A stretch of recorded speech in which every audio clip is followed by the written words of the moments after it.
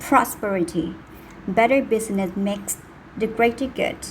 Prosperity 2018 examines how business thinking has led to our current state of social, political, and environmental disaster. Drawing on historical, legal, and economic knowledge, it presents a radical new framework in which both corporation and a broader community can flourish together. So let's start.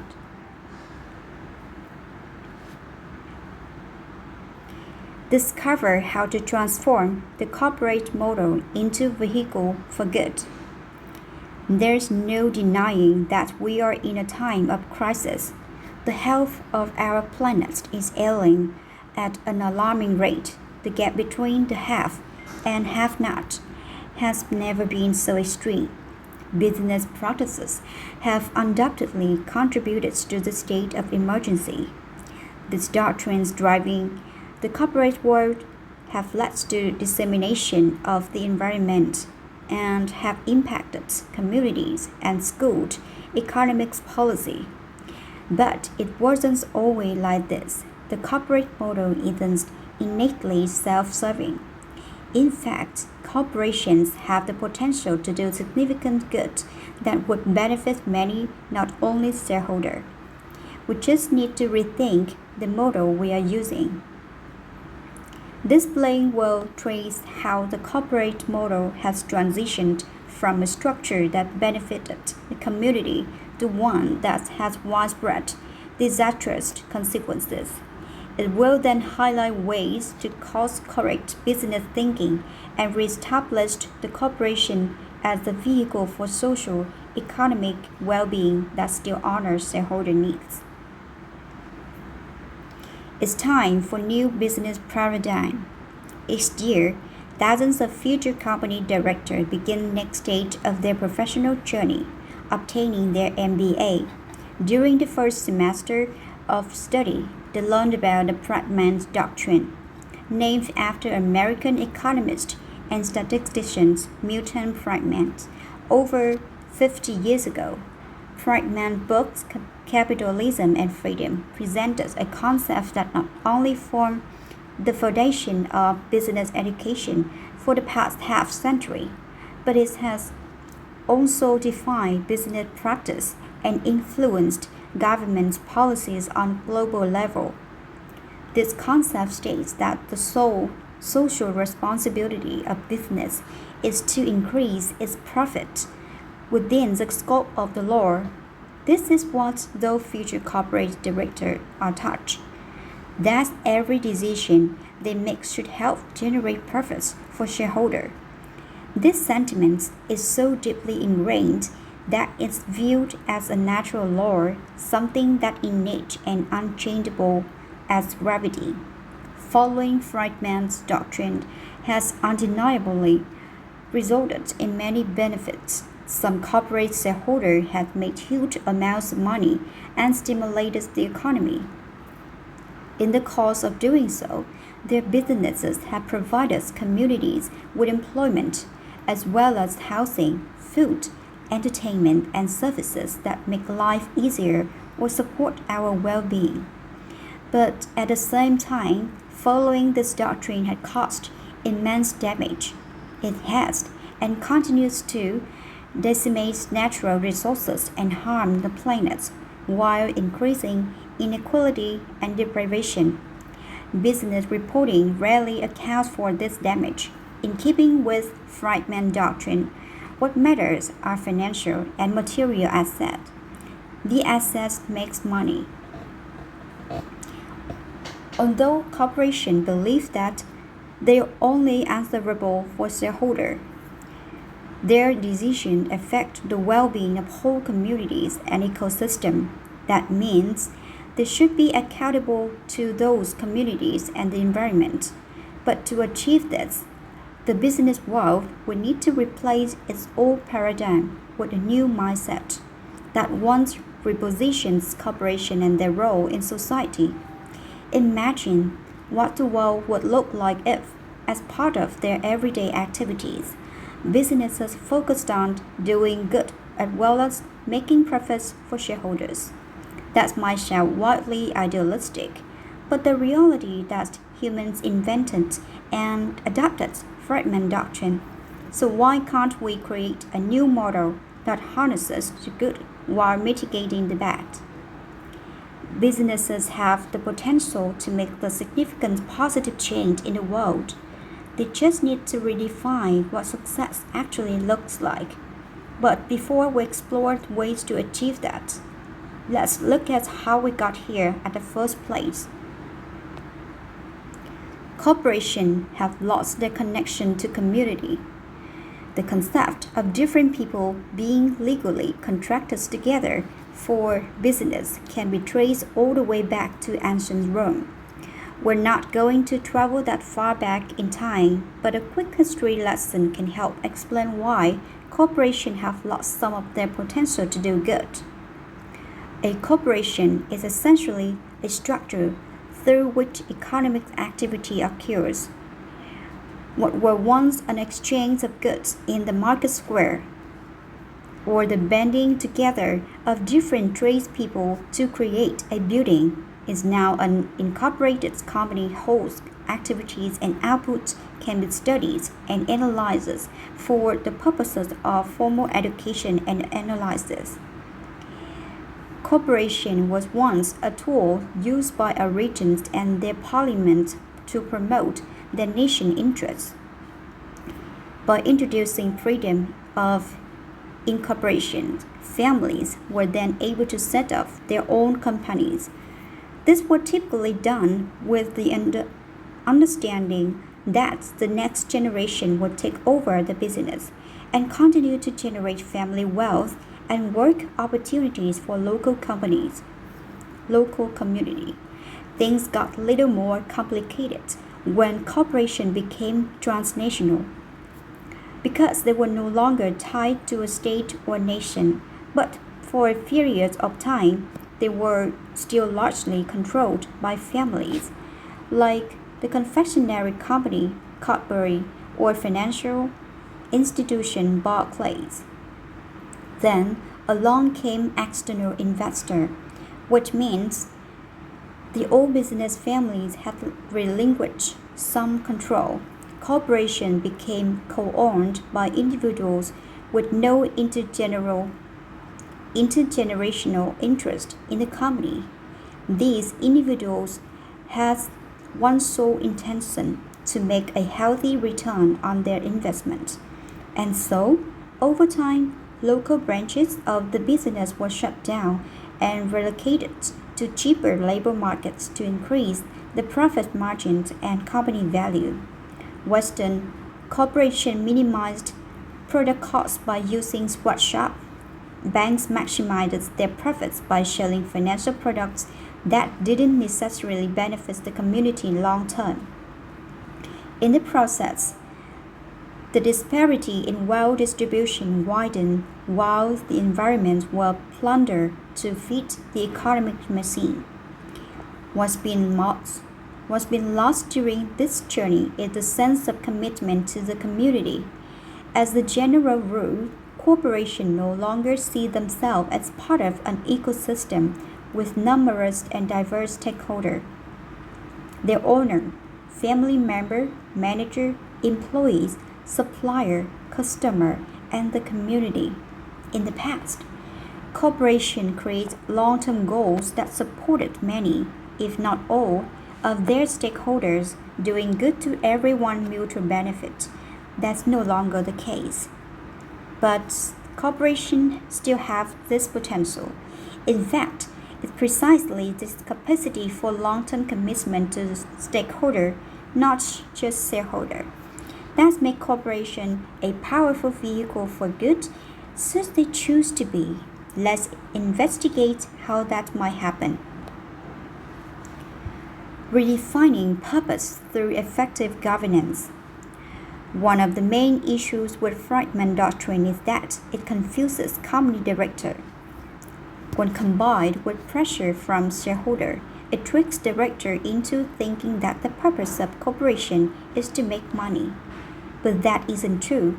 The purpose of corporations is to solve a problem faced by the community. It might be to produce washing machines so people can clean their clothes, or it might be deliver faster internet or to facilitate travel from A to B. A corporation's aim shouldn't be to generate profits for a shareholder. That should be a byproduct of it, fulfilling its purpose. In many countries, corporate law states that companies should also have a normative purpose. This is the company's commitment to doing good in a way that extends beyond their immediate interests, like protecting the environment or offering education programs to the community. But shareholder pressure often means that this gets sidelined or that a company's obligations are met in tokenistic way. So normative purpose alone won't transform corporation into a vehicle for good. Governance will need to play a role. Corporate governance is typically associated with protecting shareholder interests, and policy advice in the US and UK supports this view. However, companies that follows that what consider best practice corporate governance are the ones that fare the worst in a crisis, like when the dot-com bubble burst or during global financial crisis. The lesson here is that corporate governance shouldn't be about increasing shareholder value. It should be about supporting a company's purpose. All the mechanisms designed to govern, like the structure of the board, the appointment of board members, and risk management, should help facilitate the delivery of the company's true purpose, not shareholder profits. In addition to this, the corporation must expand its view of who its customers are. A company customer base should include everyone its activity impact, like employees, suppliers, the local community, and the environment. Not just direct consumer of its products. A more open attitude like this welcomes growth and innovation, which will help the corporation weather economic storm. Realigning a corporation with its true purpose takes a visionary leader, someone who shareholders and employees alike trust to roll out this corporate change and affirm the way it's worthwhile. It takes motivation and commitment, but when it's successful, it showcases business innovation in its truest form while also soaring up the company's long-term future. And while studies that investigate the correlation between doing good and business health are in their infancy, evidence shows that approaching business in a socially responsible way is beneficial for corporation. For instance, high returns, low risk, and low cost are associated with corporate social responsibility, eco-efficiency, and customer satisfaction. And those are things that make all stakeholders, not just shareholders, happy. Creating new metrics for performance. When it comes to evaluating a corporation's performance, the standard practice is to report on financial and material assets. But there are so many aspects of a business that don't end up the spreadsheets, for better or for worse. For instance, there are three resources that every business needs to maintain to survive, in addition to income and material assets. These three assets are natural, social, and human resources. And yet, when it comes to calculating profit, these assets aren't accounted for at all. This is a major oversight for both successful business and an ailing one. To evaluate performance accurately, corporations need to consider all forms of capital, including natural, human, and social. Just like with any other asset, the cost of maintaining or replacing these three things needs to be factored into net profits. On the flip side, investment in them needs to be visible too, like furthering the education of staff or contributing to the well-being of the local community, many of whom might be a company customer or suppliers. This is the only way to gain a true understanding of a business performance. After all, would you want your board to make an important decision based on an incomplete picture? Well, that's what's currently happening in most corporations. It also means that profits are likely to be inflated and therefore incorrectly distributed to shareholders, and that resources aren't allocated in most effective way. And even more disturbing, it means that national and international economic policy is being developed based on patchy information. This perpetuates damage to communities, the economy, and the environment. So, how can we redress this situation and gain a better picture of business activities? First, corporations need to acknowledge eroding natural, social, and human capitals like liabilities in their profits and loss statements. For instance, if a business annual income is 100 million US dollar, but it has cost 30 million US dollar worth of damage to the environment, then its income should be recorded as only 17 million US dollar. Second, costs associated with maintaining natural, social, and human resources should be recorded as assets. So if a business spends 40,000 US dollar on maintaining river health, then its natural assets should increase in value by 40,000 US dollar. All companies, landowner, and nations should be responsible for restoring the damage they caused to the community and environment while carrying out their business activities. And the cost of that restoration should appear in their financial records so that profit, liability, and assets are accounted for accurately. After all, the perpetrator of any damage should be party compensating for that damage, not the victims or future generation. Transformation through policy. While corporations are diverse in their activities and output, there's one thing they have in common. None of them would exist without corporate law, the mechanisms that create corporations. That means the law holds potential to influence how a corporation operates. Therefore, how they impact the life of everyone they touch. Corporate law provides a framework by setting out the rules for how a corporation is established, structured, and run. This is traditional view, at least, that our fresh-faced MBA student will learn and will most likely adopt. But what many people and entities overlook is that the law provides a way for different parties to come together and commit to delivering an outcome that would otherwise be impossible. Just as did in ancient Rome, these commitments are formalized via contracts, ownerships, and governance arrangements. In addition to this, most companies have corporate commitments.